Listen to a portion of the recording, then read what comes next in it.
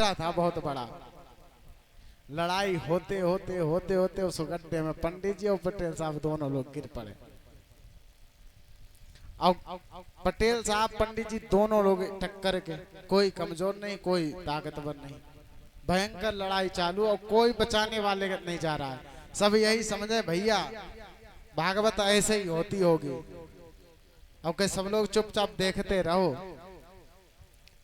सो घर से पटेल साहब की पत्नी जी आई, हाथ जोड़ के बोली हैं भैया आप पटेल साहब को हमारे छोड़ दो और आपको जो चाहिए हमें बता दो। सो पंडित जी ने कहा कि बन गया काम। पंडित जी ने कहा कि पटेल साहब को अगर बचाना है तो 500 रुपया दे हुआ है। छोड़ दिए पंडित जी को पटेल साहब। सब तुरंत दौड़ती गई और 500 के क्या वहां कौन गिनता है ऐसे समय, ऐसे समय पैसे थोड़ी ना गिने जाते। सो गई हैं जो भी हाथ में फंसे पंडित जी को पकड़ा दिया, बोले बस कथा हम सुन चुके, भागवत हमारी हो गई, अब आप बंद करो भागवत। और पंडित जी ने लिए देखें कि 2000 रुपए। पंडित जी बहुत खुश। अब क्या पटेल साहब मार खाते खाते खून निकलने लगा, बेहोश हो गए। और लोगों से कहा कि अब सीढ़ी डालो हमें निकालो, गड्ढा बहुत गहरा था, सब कोई सीढ़ी ना डाले। कि भैया पटेल साहब थे, धन भी था पटेल साहब के पास और ताकतवर भी थे, इसलिए वो भागवत को झेल गए। और हम तो व्यक्ति हैं कमजोर, हमारे पास 2000 रुपए भी नहीं जो हम कहो छुड़वा लेंगे किसी को। सो कोई जाए नहीं पास में। बोले भैया जाना नहीं, अगर तुम पे भागवत जी चढ़ गई तो फिर तुम्हें कोई नहीं बचा पाएगा। आज क्या हुआ, अब कोई पंडित जी को निकालने वाला नहीं। सो एक सज्जन गए कि चलो अच्छा कोई बात नहीं, सीढ़ी दूर से डाल देंगे, हम छुएंगे नहीं। सो पंडित उनने सीढ़ी उठाई और बड़ी दूर से फेंक दी कि लो सीढ़ी। और बस पेड़ पेड़ पे चढ़ के बैठ गए सब लोग, कहीं दूर रहना कहीं भागवत चढ़ न जाए किसी के ऊपर। तो पंडित जी निकल आए हैं और सीढ़ी से बाहर निकले, अपनी भागवत जी को लिया है, चद्दर में लपेटा और दबाया और बड़ी तेज भाग के निकल आए वहां से, गांव से निकल आए बाहर। अब पटेल साहब अंदर पड़े गड्ढे में। सब पेड़ों से उतर उतर के आए और पत्नी रो रही खड़ी खड़ी। और पुरोहित जी का भी पता नहीं, पुरोहित जी गायब हो गए। जैसे ही भागवत शुरू हुई कि पुरोहित जी लापता हो गए। बोले यहाँ से भागो भैया, हम ही लाए थे, अब हम ही पकड़े जाएंगे सबसे पहले। और पटेल साहब नाम ही आदमी थे, गुंडा में भी थे और वैसे भी इनका नाम था खूब। लोगों ने निकाला। सो लोग पता क्या कहें पटेल साहब से, वाह भाई पटेल साहब आपने पता, आप तो बात ही क्या करें हम। आप ऐसी भागवत कोई नहीं करा पाएगा आपके अलावा। आपकी तो जितनी तारीफ की जाए उतनी कम है। अब सब लोग वाह वाही करने, अरे खून हो चोट चपेट तो लगती रहती है, लेकिन भागवत तो हो गई, भागवत तो आपने करा ली। बोले गोविंद भगवान की जय। तो ऐसी कहीं कहीं ऐसे भी गांव हैं जहां भागवत आपके तो कुछ पता ही नहीं भागवत क्या होता है। इसलिए बड़े ध्यान और सावधानी से कथा को श्रवण करें, नहीं पता लगे आप लोग पल्ले कुछ पड़े ना, हम कह के चले जाए यहाँ से। बात वही हो कि माता जी को बछड़ा मरी गो पंडित। सो भाई कहा कि आप चिल्लाए रहे ऐसे, कहीं आप न खत्म हो जाओ। बोलिए गोविंद भगवान की जय। इधर अकरूर जी पहुंचे हैं वृंदावन में, नंद भवन में गए हैं और नंद बाबा से आग्रह किया है। सुबह हुई है तो अकरूर जी स्नान करने गए हैं, यमुना जी का स्नान किया, आए हैं, भोजन आदि पाया है और वृंदावन से निकलने लगे हैं। अब वृंदावन से निकले हैं तो गोपियां आ गई सब। बोली कहाँ ले जा रहे हो हमारे गोपाल जी को? अरे इनके बिना तो हमारा जीना असंभव है, हम नहीं जी सकते और आप इनको ले जाकर नहीं जा सकते। किंतु अक्रूर जी नहीं माने, लेकर चले। सुगोपियां कह रही हैं कि बताओ इस क्रूर का नाम अक्रूर किसने रख दिया जो हमारे गोपाल जी को हमसे छीन कर ले गया? क्या हुआ? इधर अक्रूर जी कृष्ण और बलराम जी को लेकर यमुना जी के किनारे पहुंचे हैं, रथ को खड़ा किया। कहते हैं कि प्रभु आए हैं तो एक बार यमुना स्नान और कर लिया जाए। आज क्या हुआ, यमुना स्नान करने के लिए अंदर गए हैं सो अक्रूर जी ने जैसे ही यमुना जी में अंदर गए सो देखा है कि कृष्ण और बलराम यमुना जी के अंदर दिखाई दे रहे हैं, दर्शन दे रहे हैं। सो तुरंत बाहर निकल कर आते हैं, देखते हैं कि रथ पर भी खड़े हैं। अक्रूर जी समझ गए कोई साधारण बालक नहीं है, स्वयं भगवान है। अक्रूर जी ने उन्हें प्रणाम किया है और लेकर इधर पहुंचे हैं। फिर क्या हुआ आगे? अक्रूर जी कहते हैं कि आपने बड़ी ही हम पर कृपा की है, जो हम क्या विचार करके आए थे और आपने हमें कैसा कैसा फल दिया है, इसमें हम आपके लिए क्या कहें। कृपा के न होते जो आदत तुम्हारी, तो सुनी ही रहते अदालत तुम्हारी। कृपा के न होते जो आदत तुम्हारे, तो सुनी ही रहती अदालत तुम्हारी। कृपा की न होती जो आदत तुम्हारी, तो सुनी ही रहती अदालत हमारी।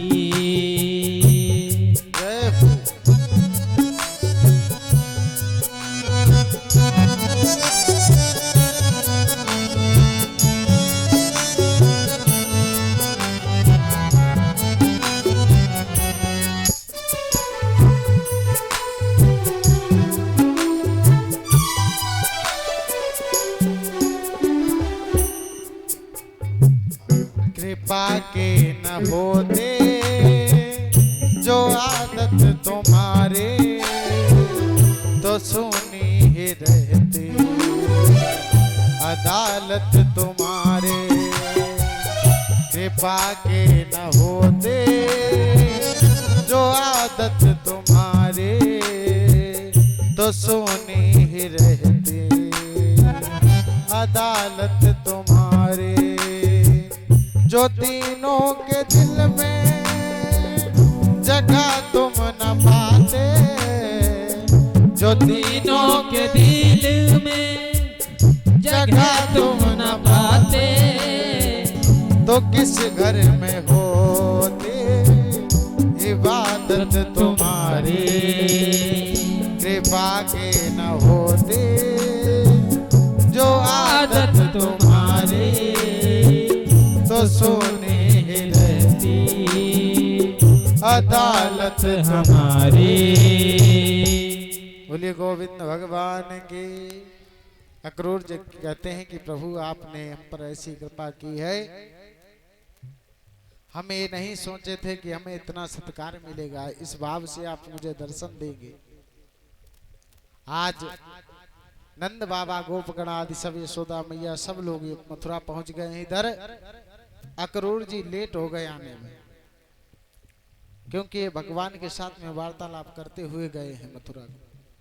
आज मथुरा में आए हैं गोपाल जी को लेकर,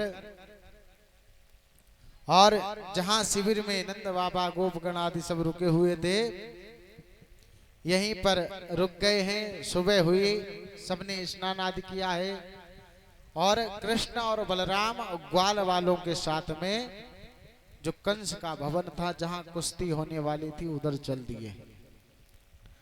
रास्ते में क्या हुआ, इन्हें एक धोबी मिला है। वो धोबी कंस के राजसी पोशाकों को धोने का काम करता था, साफ करता था उन्हें।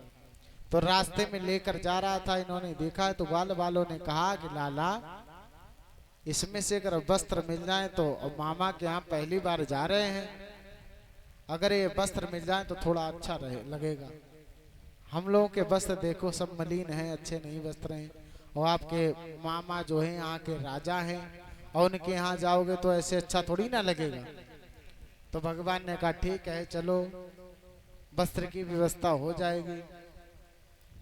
आज धोबी के पास आए हैं, सो भगवान ने कहा कि इनमें से कोई पोशाक हम लोगों के लिए हो तो दे दो। सो धोबी ने देखा ऊपर से नीचे तक, बोले कि तुम लोग इस पोशाक को पहनोगे? अरे गाय के चराने वाले गांव के गवार आदमी और राजसी पोशाक को पहनने की बात करते हो? चलो हटो यहाँ से, राजा कंस की पोशाकें हैं, इसे हाथ लगाओगे तो बहुत मार पड़ेगी। ऐसे इसने अपशब्द कहे हैं, भगवान से रहा नहीं गया।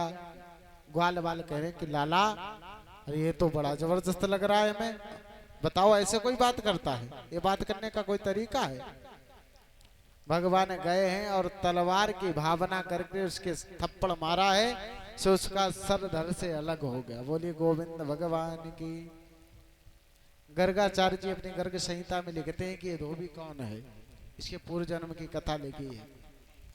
कहते हैं ये वही धोबी है जो अयोध्या में जब राम जी सीता जी को घर लेकर आए थे, इसी धोबी ने लांछन लगाया था कि सीता जी रावण के यहाँ रहकर आई, फिर भी राम जी ने रख लिया है। ये वही धोबी होकर आज यहाँ धोबी हुआ है और इस भावना से भगवान ने इसे मारा है। और उसमें से जो जो पोशाक जिसे पसंद आई सबने अपने अपने पहन ली है। सो पोशाक कंस की और सब भारी भारी पोशाकें। सो ऐसा लगे कि गांव में जैसे कोई पुतला नहीं खेत में खड़ा होता है और सब रोड साफ होता हुआ जा रहा है, लटकते हैं हाथ और धोती इतनी लंबी लंबी लटक रही। सो पहुंचे हैं आगे, देखा है कि एक दर्जी की दुकान है और दर्जी ने कहा, दर्जी आया, दर्जी भगवान का परम भक्त था, उसने भगवान के लिए सुंदर पीतांबर बनाया है, डाला है और देखा है तो सब ड्रेस बड़ी हैं पोशाकें। तो भगवान से कहा कि प्रभु आप इन पोशाकों को हमें दे दो, हम इन्हें काट नाप कर छोटा बनाकर आप लोगों के योग्य बना देंगे। दर्जी ने सब पोशाकों को छोटा किया है और पहना दिया है। भगवान से हाथ जोड़कर कहता है प्रभु हम पे कृपा कर देना। भगवान ने कहा कि तुम्हारा कल्याण हो। सो तो आप लोग देखते ही हो आज दर्जियों का कितना कल्याण हो रहा है। 300 का कपड़ा खरीदो, 500 सिलाई दो। ये भगवान का ही आशीर्वाद है जो दर्जी आज फल फूल रहे हैं। भगवान ने कहा खूब फलो और फूलो, सो दर्जी खूब फल फूल रहे हैं। और उनके पास जाओ तो कहेंगे भैया महंगाई बढ़ गई है बहुत। अब बताओ उनके यहाँ क्या महंगाई बढ़ गई? भाई उनके यहाँ कोई सब्जी मिर्च मसाला थोड़ी ना पड़ता है। चलो हम कहते हैं तेल महंगा हो गया, तुम तेल थोड़ी ना डालते हो उसमें कपड़ों में। आपका जो धागा पहले लगता था वो धागा आज भी लगता है। रील पहले हम कहते 1 की आती थी, अब 3 की आने लगी। सुई निडल जो आती है 5 रुपए की आने लगी। सो कहते हैं भैया महंगाई बढ़ गई है बहुत।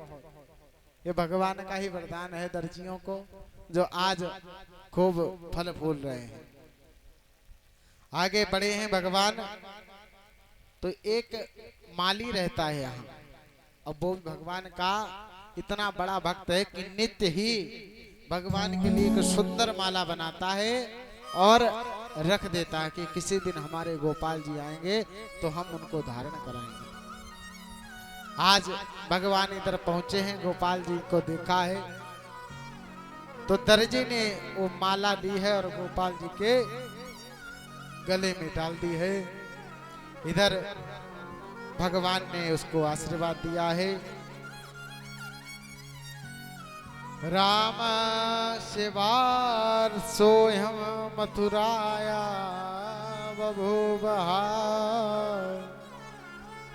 तयोर्वैशं कारयित्वा तस्रारूपं जगामः।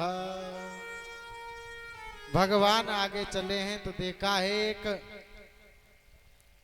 कुब्जा जा रही है जिसका शरीर 3 जगह से टेढ़ा है। त्रिवक्रा भी नाम है कुब्जा का। भगवान ने जैसे ही देखा हाथ में इसके चंदन की कटोरी है, सो भगवान ने कहा अरे सुंदरी सुनती हो? कुब्जा ने तो पहले देखा नहीं, फिर भगवान ने आवाज लगे रे सुंदरी हम आपको ही बुला रहे हैं। तो कुब्जा पीछे मुड़कर देखी, कहती कि प्रभु हमारा 3 जगह से शरीर टेढ़ा है। जाने हमें लोग क्या क्या कहकर कुब्जा टेढ़ी बकुची क्या क्या कहकर पुकारते हैं, आप मुझे सुंदरी पुकार रहे हैं। आज इसने क्या किया, कहती है कि हम कंस की बहुत प्रिय दासी हैं और कंस हमारे हाथ का बना हुआ चंदन ही लगाते हैं। हम चंदन घिसके और कंस राजा के पास ले जाते हैं नित्य। सो आज भगवान ने कहा कि मैया हम सबको भी लगा दो थोड़ा थोड़ा चंदन। ब्रजवासी लोगों को चंदन का बहुत शौक है और माला का बहुत शौक है। बिहारी जी के मंदिर में जाते हैं, बाहर से सुंदर माला खरीदी है और अंदर दर्शन किए, ठाकुर जी को ऐसे दिखाया और स्वयं पहन ली। लोग जय श्री बांके बिहारी लाल। और चंदन देखोगे तो ऐसा लगाते हैं पूरा मुंह में, सब यहाँ से लगा के। और जो हरिदास संप्रदाय के हैं जिनका बाल लाल सब गोटे रखते हैं, वो पूरे सर में लगा लेते हैं चंदन। चंदन आज कुब्जा ने सबके बढ़िया सपक धुआं चंदन लगा दिया है, सो रूप और निखर गया और सुंदर लगने लगे। आज गोपाल जी ने क्या किया, कुब्जा के पास गए हैं और अपने पैर का अंगूठा उसके पैर पे रखा है और ठोड़ी में हाथ लगाया है। सो बलराम जी ने देखा, कहते हैं कि लाला क्या कर रहे हो, क्या मार खिलाओगे हम लोगों को? कहते हैं कि जोड़ी तो सुंदर लग रही है, तुम भी 3 जगह से टेढ़े और ये भी 3 जगह से टेढ़ी। बोले गोविंद भगवान की जय। तो भगवान ने देखा, कहता कि भैया आप भी हंसी कर रहे हो। सो भगवान ने पैर को दबाया है और उसकी ठोड़ी में झटका लगाया है, तो कुब्जा परम सुंदरी बन गई, एकदम सीधा शरीर हो गया है। बोले गोविंद भगवान की जय। कुब्जा तुरंत ही भगवान के चरणों पे गिरी है, कहती है कि आप हमारे घर चलिए। किंतु भगवान ने कहा कि अभी रुक जाओ, हम तुम्हारे घर भी आएंगे। कहती कि अब हम आपके साथ में ही रहेंगे। भगवान ने कहा ठीक है, तुम्हारी भी मनोकामना पूर्ण होगी। आज भगवान कंस जो कुश्ती का अखाड़ा जहां पर इसने बनवाया था और जहां पर कुश्ती होने वाली थी, सल, तोसल, चाड़ूर, मुष्टिक इस और कोट, ये 5 पहलवान बड़े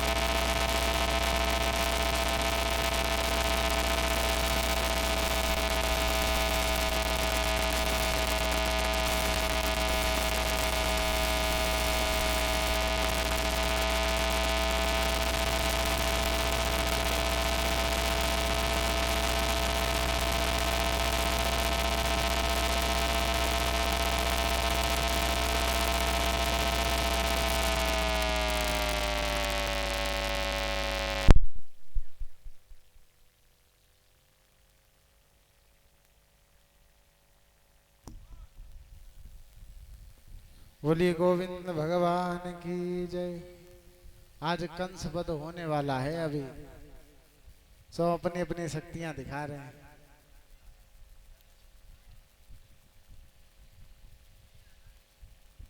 बोलिए गोविंद भगवान की जय हो। सावरे सरकार की जय।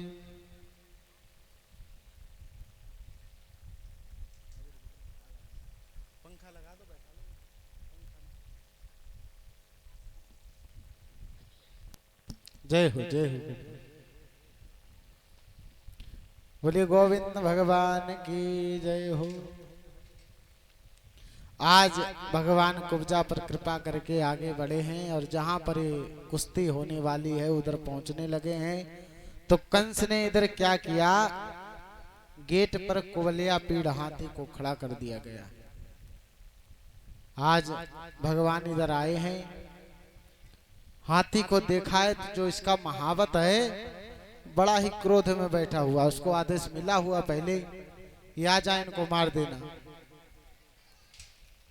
सो भगवान जी आगे बढ़े। सो बलराम जी ने कहा अरे थोड़ा हमें भी तो अवसर दो, जब से तुम मथुरा में आए शुरुआत से तुम ही लगे पड़े, हमें तो भी तुमने बिल्कुल कुछ करने ही नहीं दिया। सो बलराम जी आगे आ गए हैं और जैसे ही हाथी दौड़ा, पहले तो महावत को मारा है और हाथी के ऐसे मुक्का मारा सो गिर गया है। और बलराम जी घसीटते हुए उसे ले आए, दोनों दांतों को तोड़ दिया है और एक एक दांत कंधे पर रखकर आगे बढ़ गए। और जो भी आता है, अब शब्द बोला नहीं कि ठाकुर जी उसका उद्धार कर देते। बोली गोविंद भगवान की जय। जितने भी दैत्य आए हैं सबको भगवान ने समाप्त किया। इधर गए हैं, देखा कि धनुष रखा हुआ है। भगवान ने धनुष उठाया है और उसका संहार करके उसे तोड़ दिया है। अब तो कंस जो था और भयभीत होने लगा, डर गया है, किंतु बाहर से ऐसे दिखा रहा है कि हम डरते नहीं किसी से। बाहर से प्रसन्न मुद्रा में है किंतु अंदर से बहुत डरा हुआ है। भगवान पहुंचे हैं और कुश्ती प्रारंभ हुई। तो सल, तोसल और कूट मुष्टिक और चारूण ये सब लड़ने के लिए आ गए हैं। तो बलदाऊ जी ने कूट और मुष्टिक को लिया है और मुष्टिक के ऐसे मुक्का मारा है कि एक में ही धराशायी हो गया, वो प्राणांत हो गया। बोली गोविंद भगवान की जय हो। आगे बढ़े हैं भगवान, सबको नष्ट किया है। जैसे वहां पर जो लोग भी थे भगवान का जिस भांति से जब ने दर्शन किया है, भगवान को कौन पहचान सकता है कि तारा की जोत में चंद्र छिपे नहीं, भानु छिपे नहीं बादल छाए से, और जंग जुरे रजबूत छिपे नहीं, दाता छिपे नहीं, घर मंगित आए, चंचल नारी के नयन छिपे नहीं, नीच छिपे न बड़प्पन पाए। नीच को आप यदि ज्यादा सम्मान देंगे तो सर पे बैठ जाता है। जोगी का रूप अनेक धरे पर, कर्म छिपे न बभूत रमाए से। जोगी का वेश तो धारण कर लिया है किंतु कर्म नहीं छिपा सकते हो आप अपने। ये नहीं कि वस्त्र पहन लिया और बभूत लगा लिया और कर्म कर रहे हैं आप, बिल्कुल शूद्र वाले। आज भगवान के सबने दर्शन किए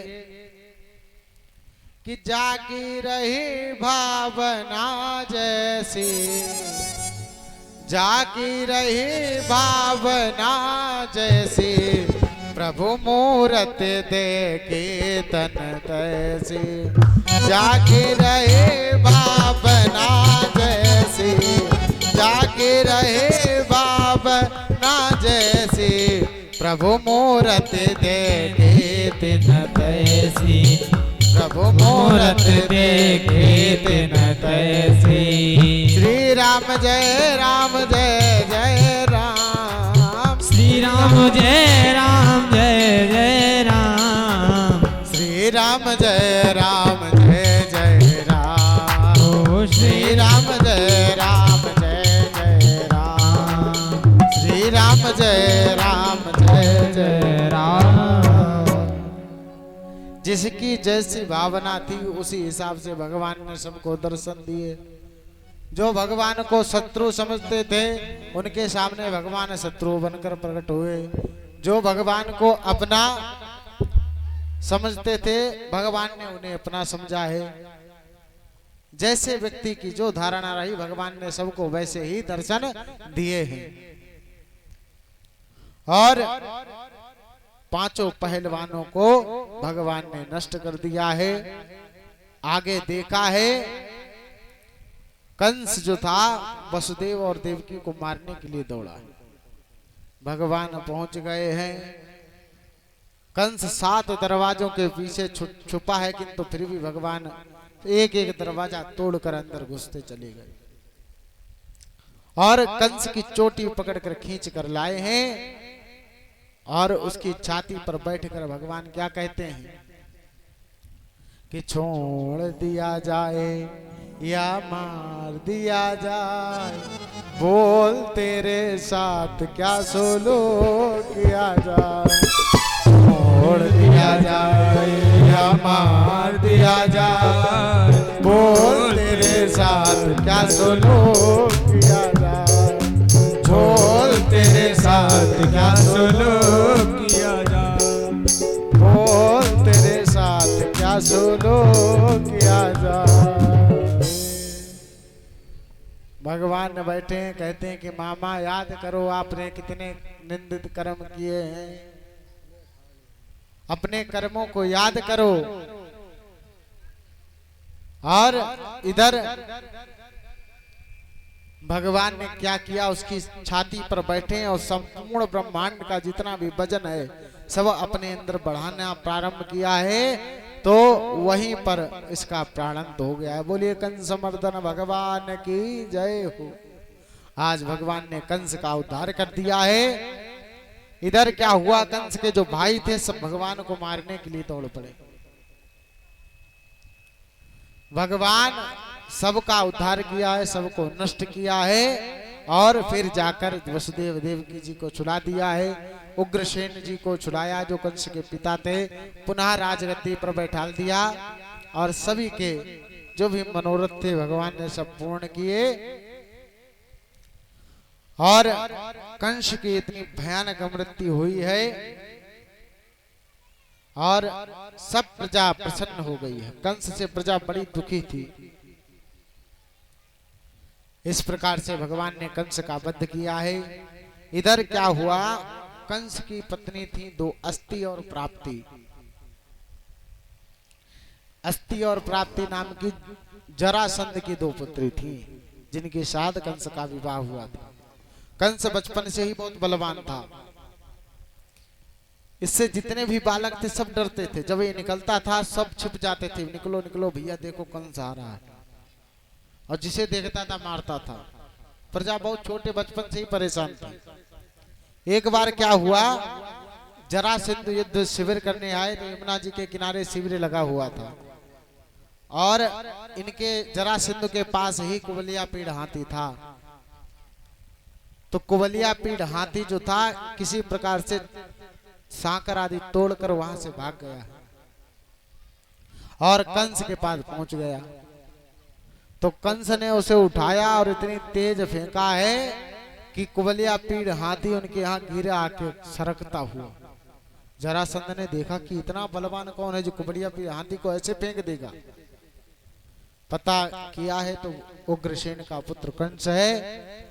जरासंध ने अपनी दोनों पुत्रियों का विवाह उसके साथ कर दिया और उसे दहेज में वही कुबलिया पीड़ हाथी से दे दिया है। वही कुबलिया पीड़ हाथी यहाँ था जिसे कुचलवाना चाहता था, भगवान ने उसका भी उद्धार किया। और ये पूर्व जन्म में कालनेमी था, जो कंस था कालनेमी।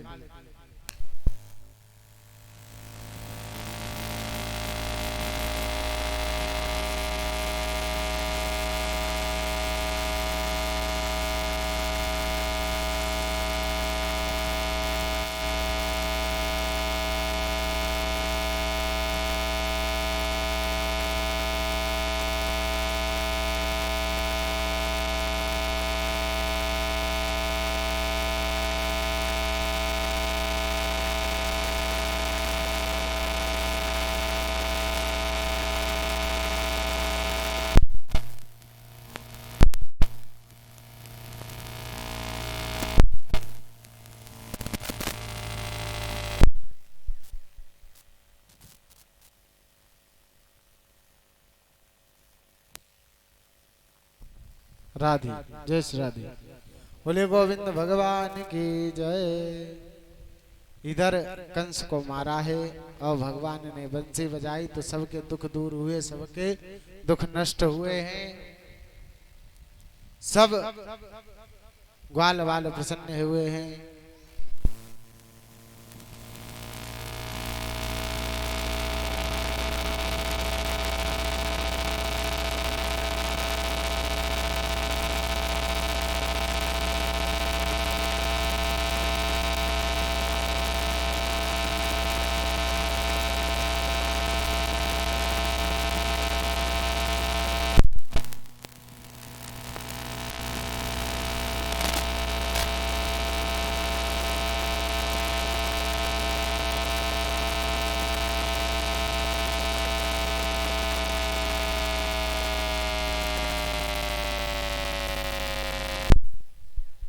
श्री राधे राधे। बोले गोविंद भगवान की जय हो। कि तेरी बंसी पे जाऊं बलिहार रसिया, ओ तेरी बंसी पे जाऊं बलिहार रसिया, मैं तो नाचूंगी बीच बाजार रसिया, मैं तो नाचूंगी बीच बाजार रसिया। तेरी बंसी पे जाऊं बलिहार रसिया, तेरी बंसी पे जाऊं बलिहार रसिया, मैं तो नाचूंगी बीच बाजार रसिया, मैं तो नाचूंगी बीच बाजार रसिया। जय हो।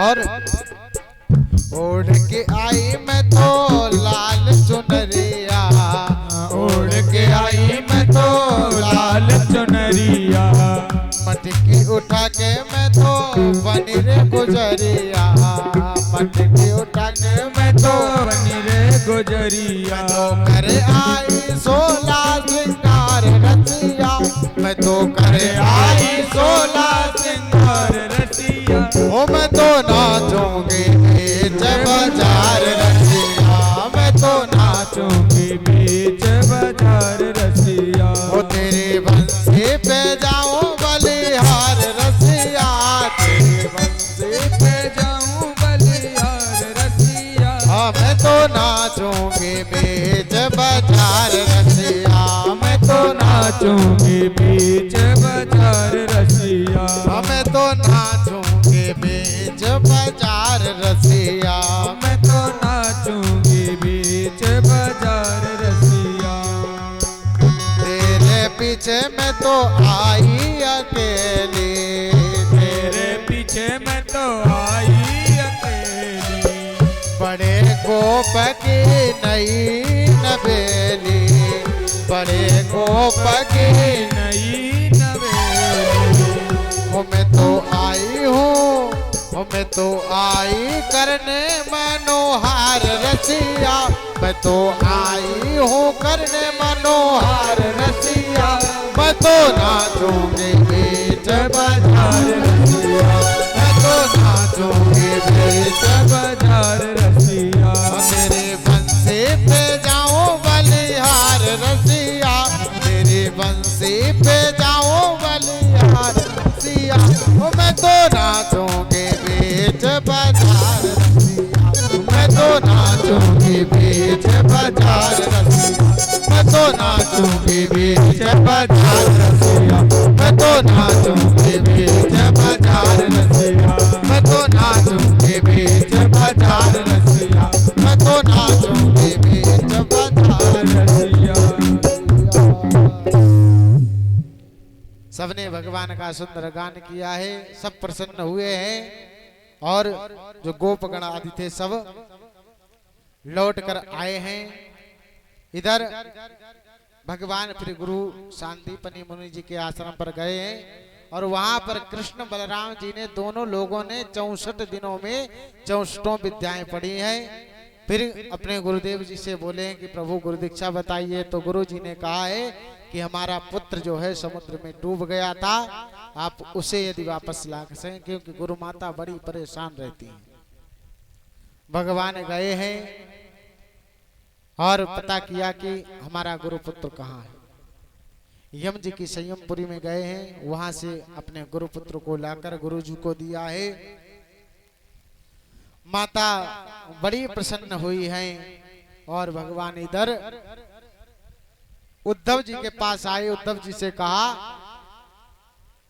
कि जाओ तुम वृंदावन जाओ, और पत्र लिखे हैं। एक मैया यशोदा के लिए लिखा है, एक अपने मित्र दामा के लिए लिखा है, और एक श्री राधा जी के लिए लिखा है, और एक पत्र लिखा है गोपियों के लिए।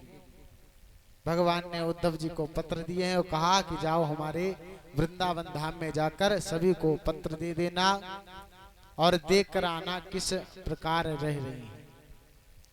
इधर उद्धव जी आए हैं। सबसे पहले दामा को वो पत्र दिया है, दामा ने खोल कर पढ़ा है तो बड़े आंखों में अश्रु आ गए हैं। यस्मिन् जना प्राण वियोग काले क्षणं समावेश मनो विशुद्धम निर्हंत कर्माशयमासु यादे परागतिं ब्रह्ममधो। हे प्रभु, आप कहाँ चले गए हो? बड़ी याद आती है आपकी, हम आपके बिना रह नहीं पाते।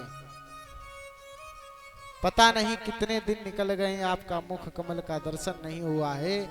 अब हम दर्शन करना चाहते हैं।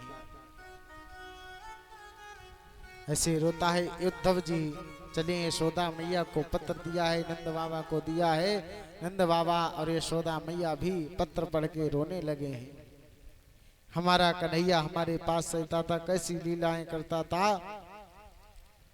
आज भगवान जी ने कहा था कि हमारी गोपियों के पास जाकर और पत्र देना। उद्धव जी इधर आए हैं गोपियों के पास, गोपियों को पत्र दिया है। तो गोपियों ने देखा कि जब उद्धव जी आ रहे थे तो गोपियों को लगा कि भगवान श्री कृष्ण ही लौट कर आ गए। उद्धव जी का स्वरूप बिल्कुल भगवान श्री कृष्ण की तरह था। आए हैं, किंतु उन्हें पता चला कि उद्धव जी आए हैं। गोपियों को पत्र देकर समझाने हैं, कहते हैं कि भगवान तुमको भूले नहीं है और भगवान शीघ्र तुम्हारे पास आएंगे, तुम शांति रखो, भगवान का ध्यान, और भगवान तुम्हें भी ध्यान याद करते हैं। ऐसा नहीं कि भगवान तुम्हें भूल गए हो, तुम लोगों को हर क्षण भगवान याद किया करते हैं। आज गोपियां क्या कहती हैं? श्याम तन श्याम मन श्याम ही हमारो धन, आठों यहाँ उदो हमें श्याम ही सो काम है। श्याम ही श्याम पिय श्याम बिनो नहीं जिया, आंधरे की लाकड़ी आधार नाम श्याम है। श्याम गति श्याम रति श्याम ही हमारो पति, श्याम सुखदाई सो बुलाए घर धाम है। उधो तुम भय बोरे पाती ले के आए दौरे, योग कहाँ राखे यहाँ रोम रोम श्याम है। कहते हैं कि ही उद्धव जी आप कह रहे हैं कि हम शांति रखें। अरे हम शांति कहाँ रखें? शांति के लिए तो कोई जगह ही नहीं हमारे पास। श्याम के बिना हमारा ना तो सुबह होती है, ना शाम होती है, ना दोपहर होता है, ना रात होती है, ना भोजन ही शाम के बगैर अच्छा लगता है। हर समय मुझे यदि कहीं पर भी रखने की हमारे जहाँ जगह थी, हमने हर जगह अपने श्याम को रख लिया। अब हमारे पास किसी भी वस्तु, किसी भी चीज रखने की जगह नहीं बची। यहाँ रोम रोम में श्याम जी बसे पड़े हैं। तो आप बताओ हम धीरज कैसे रख लें? फिर कहती हैं ओढ़िबे को कंधा और मलिबे को अंग भसम, कानन में मुद्रा सिर टोपियां धरावेंगी, कर में कमंडल कर खप्पर भराइबे को, आदेश आदास करे सिंगी हूँ बजावेंगी।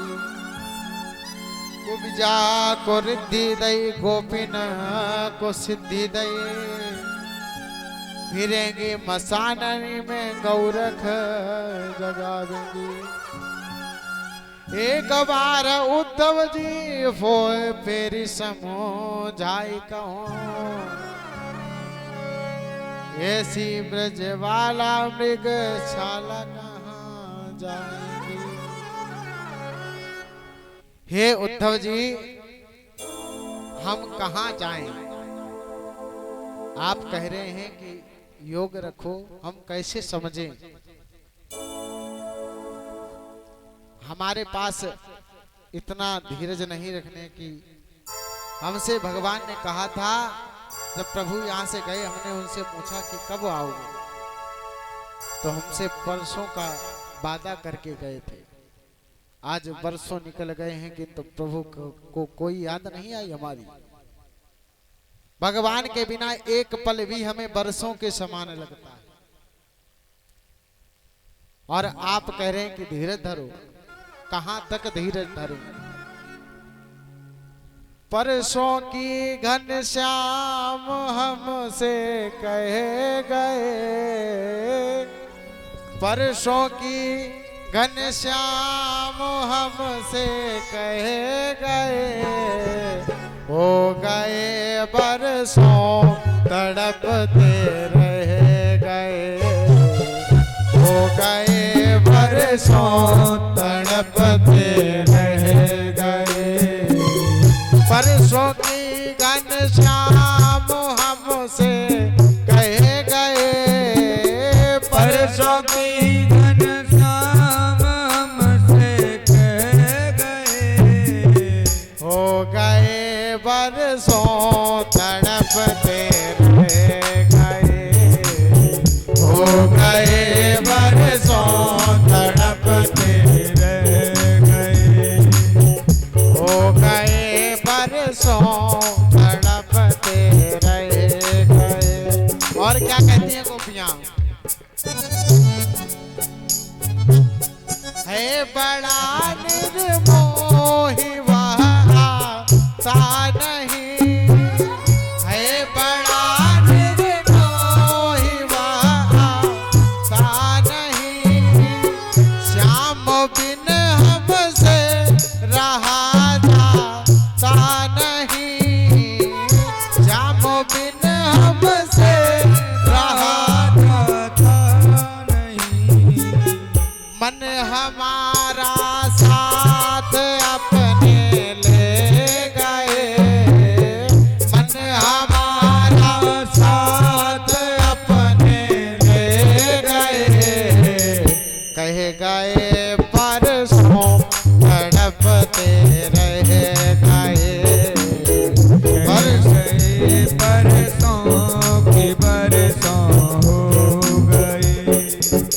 परसों आवेंगे सहेली कहे गए, परसों आवेंगे सहेली कहे गए, हो गए बरसों तड़पते रह गए, हो गए बरसों तड़पते रह गए, हो गए बरसों तड़पते रह गए, हो गए बरसों तड़पते रह गए, हो गए बरसों तड़पते रह गए। प्रभु से हमने पूछा था कि प्रभु कब तक लौटेंगे, तो भगवान ने कहा था कि परसों आएंगे। किंतु आज बरसों निकल गई हैं लेकिन गोपाल जी लौट कर नहीं आए, और आप कहते हैं कि उन्हें हमारी चिंता है। आज उद्धव जी कहते हैं कि आप सबको हर पल हर क्षण वो आपको याद करते हैं और हर समय आपके ध्यान में ही चिंतित रहते हैं, गोपियों को आश्वासन दे रहे हैं। भगवान ने कहा था ना कि समझा बुझा कर आना है सभी को, तो गोपाल जी यहाँ समझा रहे हैं, किंतु गोपियां नहीं समझ रही हैं और रो रही हैं, बेहोश हो रही हैं, व्याकुल हो रही हैं। उद्धव जी यह देखकर बड़े ही प्रसन्न हुए हैं और कहते हैं धन्य भाग जिनको गोपाल ने इतनी करुणा दी है, इतनी कृपा की है कि इनसे गोपाल भुलाए नहीं जा रहे हैं। आज उद्धव जी लौट कर आए हैं, सब सुनाया है, बड़े प्रसन्न हुए हैं। कहते हैं कि आप के प्रेम में गोपियां पागल हुई पड़ी हैं और वो आपको ही हर समय याद करती रहती है। आपके बिना उनकी न तो शाम है न सुबह है, हर समय आपका ध्यान रखती हैं। हे प्रभु, धन्यवाद उन गोपियों के जिनको आपने इतना आनंद दिया है, जिनसे आपने इतना प्रेम किया है। गोपियां बड़ी ही धार्मिक हैं। आगे सुखदेव जी ने कहा है कि अब हम आपको भगवान श्री कृष्ण के विवाह का प्रसंग सुनाते हैं। भगवान ने उससे पहले कालियवन को मारा है। आज जरासंध के यहाँ जब अस्ति और कंस की जो पत्नियां थी, अस्ति और प्राप्ति, देखिए अस्ति माने जो होता है कि अस्ति माने है और प्राप्ति माने और चाहिए। तो कंस के पास था सब कुछ, लेकिन उसके अंदर ये था कि हमें और चाहिए। अस्ति और प्राप्ति थी, दोनों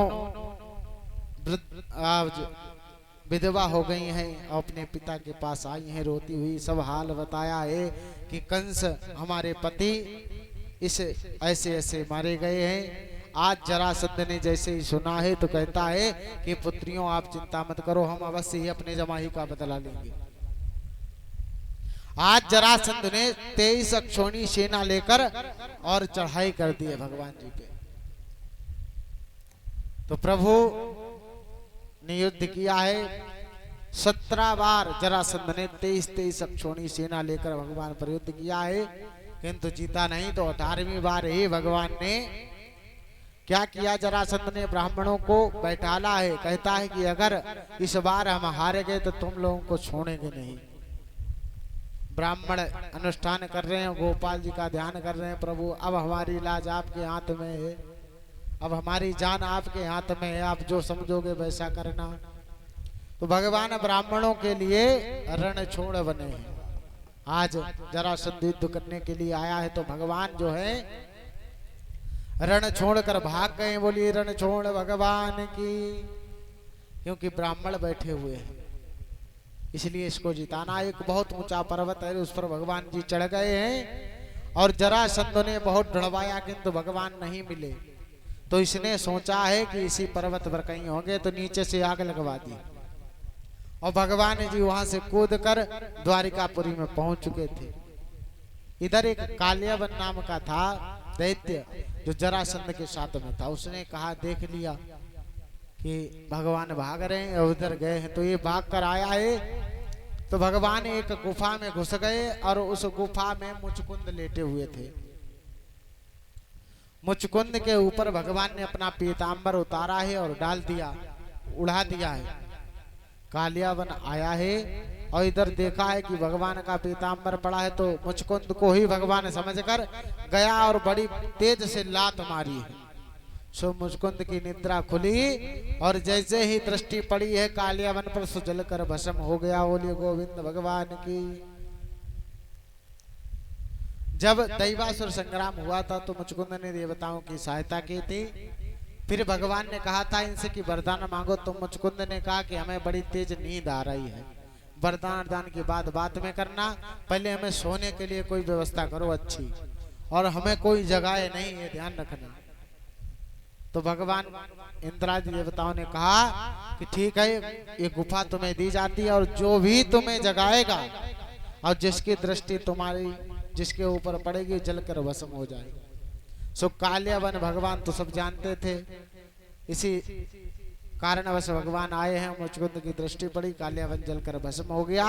फिर भगवान ने मुचकुंद को दर्शन दिए, कहा वरदान मांगो। मुचकुंद ने वरदान मांगा कि प्रभु आप हमें भक्ति प्रदान कीजिए और हमें कुछ नहीं चाहिए।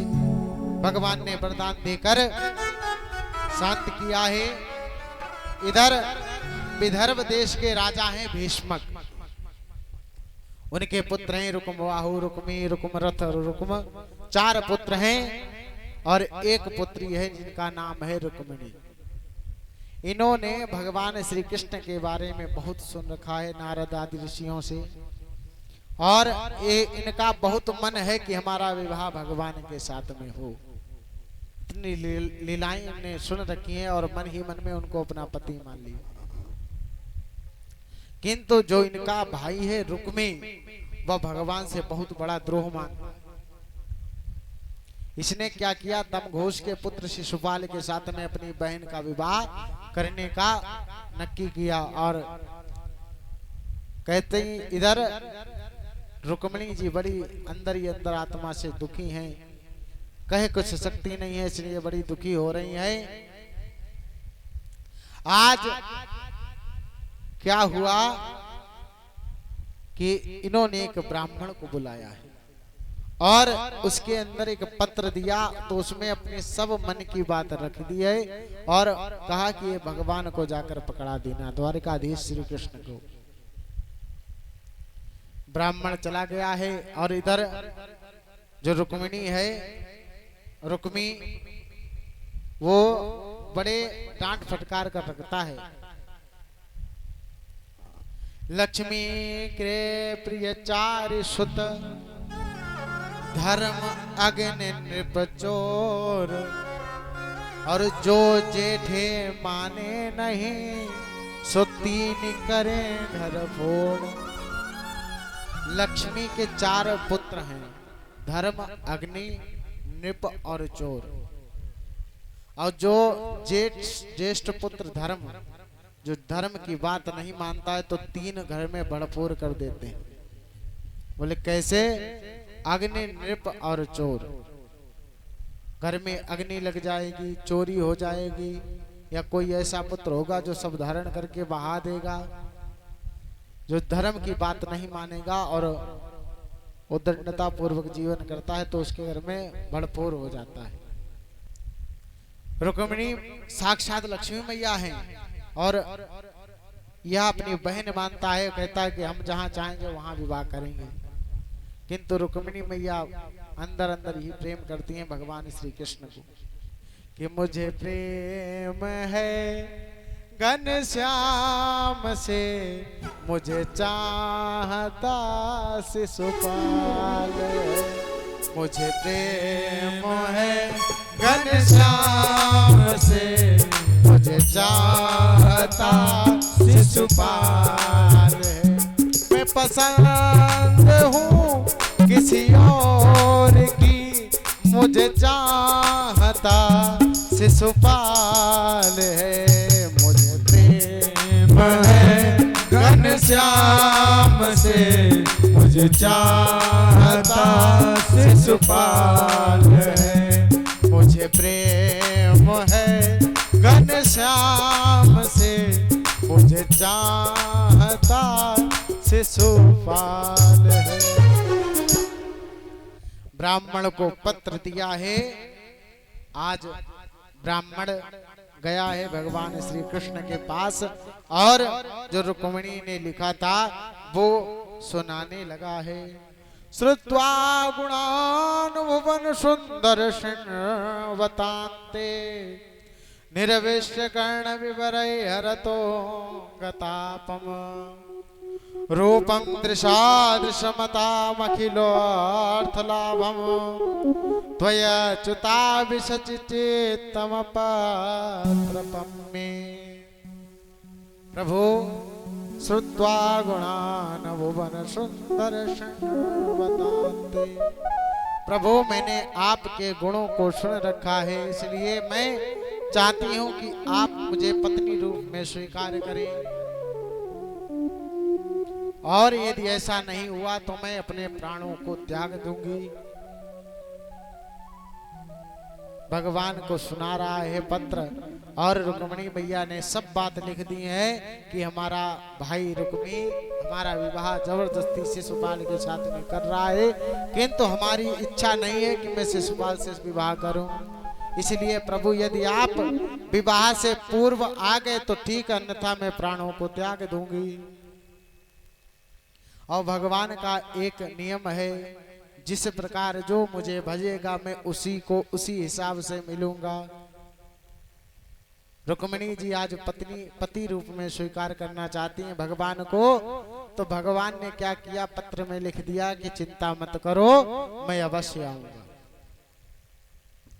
आज क्या हुआ, रुक्मिणी जी ने सब लिख दिया था कि हमारे यहाँ विवाह होने से पूर्व कुल देवी की पूजा होती है, और जब हम कुल देवी की पूजा करने मंदिर में जाएंगे सबसे अच्छा अवसर वही होगा, वहीं पर आप आ जाना। आज भगवान चले हैं इधर। क्या हुआ, रुक्मी ने शिशुपाल को बुलाया है, बारात आई है, और रुक्मिणी जी चली हैं कुल देवी का पूजन करने, आदि सखियों के साथ में पहुंची है। और भगवान माता जी का पूजन किया, इधर भगवान भी आ गए हैं।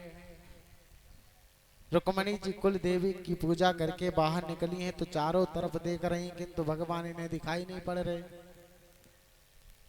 घोर चिंता हो रही है मन में, बहुत से साथ में इनके सैनिक आए हुए हैं।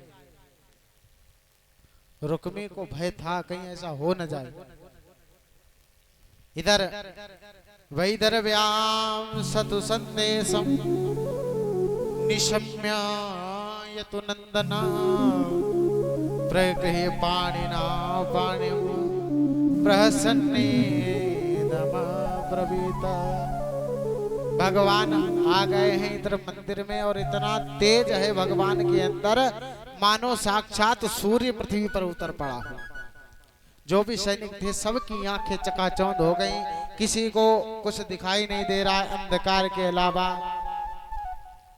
भगवान ने क्या किया, आज रुक्मिणी जी का हाथ पकड़कर और अपने रथ पर बैठाकर वहां से निकल आए हैं कि दुल्हन ले गए रमा निवासा, दुल्हन ले गए रमा निवासा, और नृप समाज सब भयउ उदासा, नृप समाज सब भयउ उदासा। दुल्हन ले गए रमा निवासा, दुल्हन ले गए रमा निवासा, नृप समाज सब भयउ उदासा, नृप समाज सब भयउ उदासा, नृप समाज सब भयउ उदासा। आज भगवान रुक्मिणी जी को लेकर चले गए हैं। बोलिए रुक्मिणी हर भगवान की जय हो। इधर रुक्मी को पता चला है, शिशुपाल को पता चला कि दुल्हन तो चली गई, शिशुपाल दूल्हा बने बैठे हैं। अब किसी की बारात जा रही हो और दूल्हा मंडप में बैठा हो, पता चले कि लड़की कहीं चली गई, सो दूल्हे पे क्या बीत रही होगी बताओ। शिशुपाल चुपचाप बैठे हैं, मुंह लटकाए नीचे, अब किसको मुंह दिखाएं। रुक्मी ने इधर प्रतिज्ञा की है कि मैं जाकर अवश्य ही रुक्मिणी को लाऊंगा, यदि ऐसा ना कर सका तो मैं वापस यहाँ आकर अपना मुंह नहीं दिखाऊंगा। और इधर बलराम जी को पता चला, इन्होंने उठे देखा कि गोपाल जी कहाँ चले गए, कन्हैया कहाँ गया। सब पता चला है कि वो तो रुक्मिणी जी को लेने गए। सो बलराम जी ने अपनी सेना ली और आ गए हैं, क्योंकि उन्हें डर था कहीं कुछ हो न जाए। आज इसने क्या किया है, रुक्मिणी ने बहुत सी सेना लेकर भगवान कृष्ण पर प्रहार कर दिया है। और भगवान ने इधर क्या किया, इसको बांध लिया है रथ में रुक्मी को। किंतु रुक्मिणी का भाई, इसलिए रुक्मिणी के अंदर दया आ गई, तो भगवान ने कहा चिंता मत करो, हम इसे मारेंगे नहीं। बलराम जी आए, उन्होंने कहा बताओ कोई अपने साले के साथ में ऐसा व्यवहार करता है, उसके केस सब तुमने कटवा दिए। साले को तो लोग अपनी पलकों पे रखते हैं। एक जीजा जी थे जो साले का नाम सुनकर बड़े घबरा जाते थे, क्योंकि साले साहब जब आए उनके तो 10-20 की चोक लगा के चले जाए। तो इतना घबराए बेचारे कि, और यही वो करते रहते कि साले साहब हमारे घर पर ना आए कभी बस। अब पत्नी भाई करना तो पड़ेगा। आज और साले साहब जितनी बार कहो को और दिल्ली से आते थे सो कहो कानपुर टैक्सी लेकर चले आए और के भाड़ा कौन देगा कि जीजा जी। सो 20,000 की चौक चली गई एक बारे में जीजा जी की। तो बलराम जी ने कहा कि सालों को तो बड़े हिसाब से रखा जाता है, तुमने बताओ अभी विवाह तुमने किया नहीं और साले की ऐसी गति की है तुमने। तो छुड़वाया है। रुक्मिणी ने जैसा संकल्प किया था कि मैं यदि रुक्मिणी को न छुटा सका तो वापस नहीं आऊंगा, इसने वहीं पर भोजकट नाम का ग्राम बसाया है और वहीं रहने लगा है। भगवान लेकर रुक्मिणी जी को आए हैं इधर। भगवान ने आकर ब्राह्मण विवाह के साथ में फिर ब्राह्मणों सहित विधि से पूजन हुआ है, विवाह हुआ है। आज भगवान का पूजन हो रहा है। बड़ी सुंदर जोड़ी है भगवान की। आज झांकी भी निकलने वाली है। 2 कुर्सियां यहाँ पर डाल दी जाएं और भगवान की झांकी के सभी लोग सुंदर दर्शन किए रहेंगे। और जो लोग चढ़ाने के लिए जो वस्तु लाए हैं भगवान का तिलक करके और उन पर चढ़ाई जाएगी। सभी लोगों के पास अपनी अपनी सामग्री निकाल कर रख लें और परीक्षित जी यहाँ पर आ जाएं। बोलिए गोविंद भगवान की जय। आज रुक्मिणी मैया क्या कहती हैं? आओ मेरी सखियों मुझे मेहंदी लगा दो, आओ मेरी सखियों मुझे मेहंदी लगा दो, मुझे श्याम सुंदर के दुल्हन बना दो, मुझे श्याम सुंदर के दुल्हन बना दो। आओ मेरी सखियों मुझे मेहंदी लगा दो, आओ मेरी सखियों मुझे मेहंदी लगा दो, मुझे श्याम सुंदर के दुल्हन बना दो, मुझे श्याम सुंदर के दुल्हन बना दो।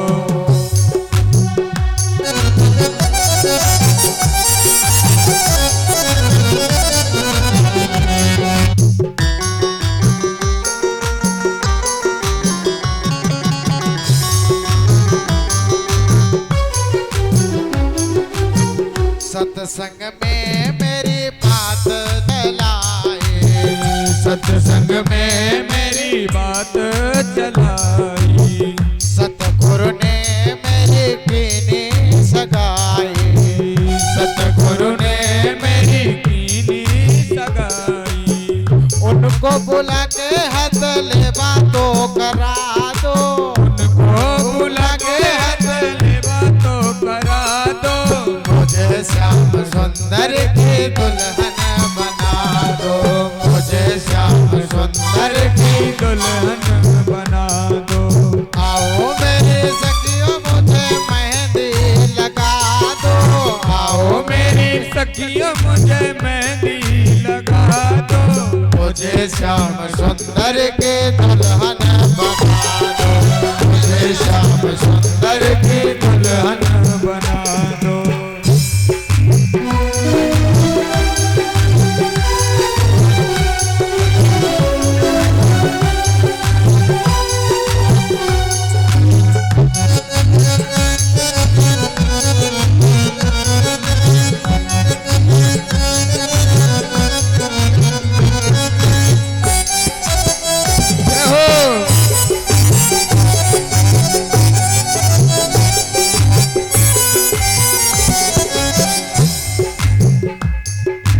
ऐसी पहन चूड़ी जो कबहू ना टूटे, ऐसी पहन चूड़ी जो कबहू न टूटे, ऐसी पहन चूड़ी जो कबहू ना टूटे, ऐसी पहन चूड़ी जो कबहू न टूटे, ऐसा वरू दुल्हा जो कबहू न रूठे, ऐसा बनो दूल्हा जो कबहू न रूठे, अटल सुहाग की बिंदिया लगा दो, अटल सुहाग की बिंदिया लगा दो, अटल सुहाग की बिंदिया लगा दो, अटल सुहाग की बिंदिया लगा दो, मुझे श्याम सुंदर के दुल्हन बना दो, मुझे श्याम सुंदर की दुल्हन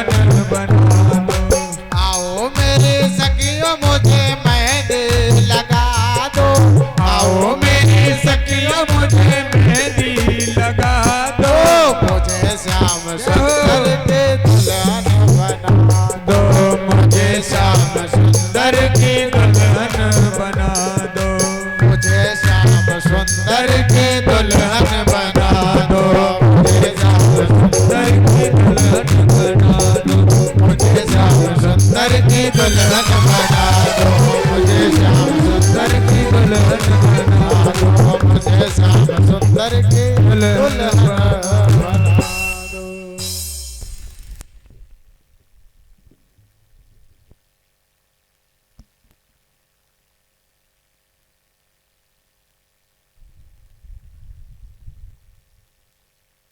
पूजन आज गोपाल जी आए हैं और ब्राह्मण विवाह हुआ है। ब्राह्मण विधि बोलते हैं। कुल 8 प्रकार के विवाह बताए गए हैं। मुख्य रूप से 4 प्रकार के ब्राह्मण विवाह और गंधर्व विवाह, जिसे आजकल कहते हैं लव मैरिज, जो कोर्ट में जाकर हो जाता है व्यवस्था। एक बाहुबल के जो हरण किया जाता है कि लेकर आ गए और बाहुबल से लेकर आए हैं और विवाह कर लिया है। कस्तूरी तिलकम ललाट पटले वक्षस्थले कौस्तुभम नासाग्रे वरमोक्तिकं करतले वेणु करे कंकणम सर्वांगे हरिचंदनम सुललितम कंठे च मुक्तावली गोपस्त्री परिवेष्टितो विजयते गोपाल चूड़ामणि। सभी भक्तिगण भगवान का पूजन करेंगे और जो सामग्री लाएंगे सब चढ़वाएंगे।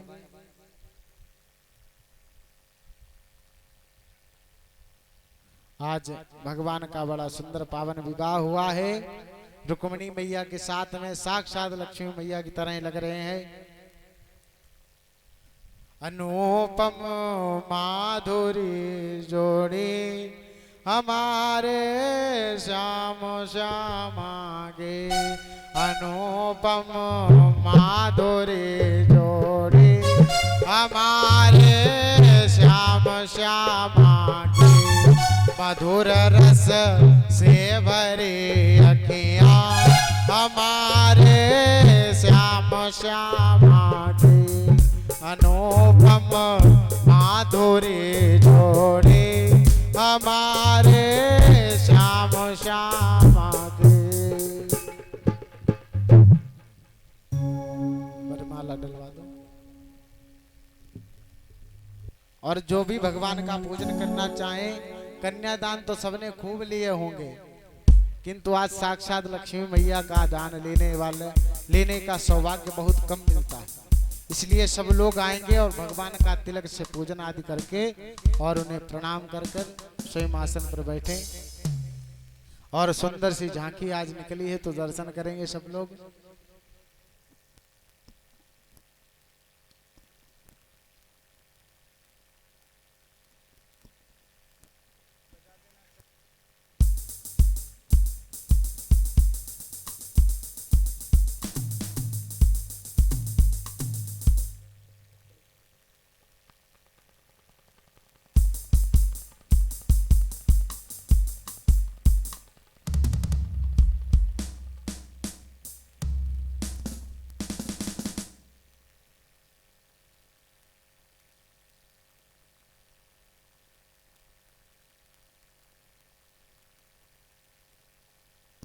भगवान का बड़ा सुंदर स्वरूप लग रहा है।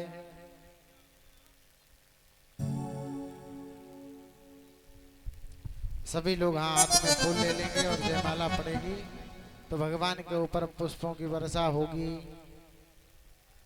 श्याम दूल्हा बने रुक्मण दुल्हन बनी,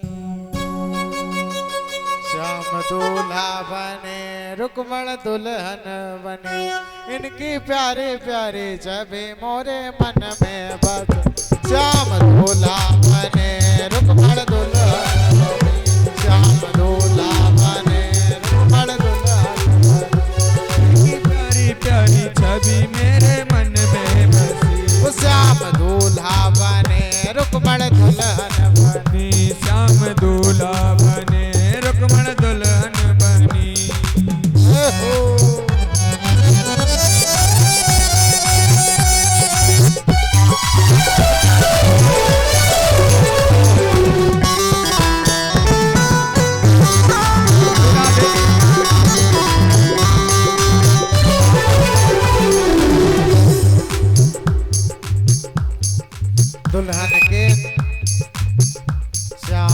दूल्हा बने रुक्मण दुल्हन बने, श्याम दूल्हा बने रुक्मण दुल्हन बने।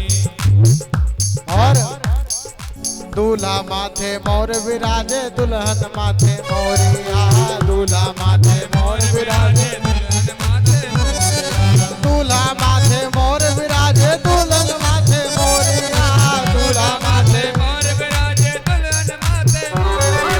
दोनों की जोड़ी है सजी ऐसे लागे सावरिया, दोनों की जोड़ी है साजी ऐसे लागे सावरिया, दोनों की जोड़ी है साजी।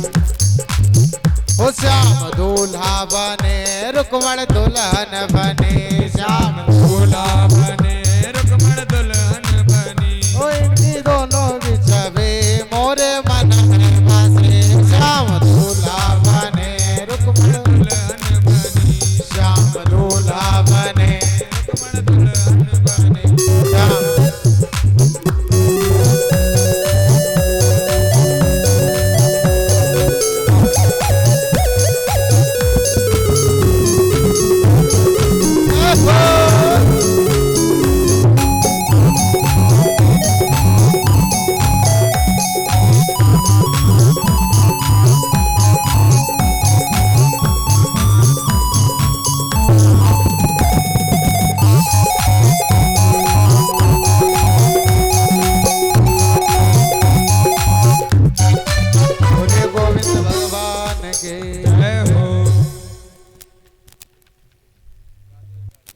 आज भगवान का पावन विवाह संपन्न हुआ है और मैया यशोदा मैया देव की सभी लोग बड़े प्रसन्न है और सबने यहाँ पर कन्यादान लिया, विधिवत भगवान का पूजन हुआ है। जो भी कन्यादान लेना चाहे यहाँ पर आकर भगवान का पूजन करें तिलक आदि करके, और जो भी वस्त्र आदि के जो भी चढ़ाना चाहे वो चढ़ा सकते हैं। इन दोनों लोगों को खड़ा करके भैया और जयमाल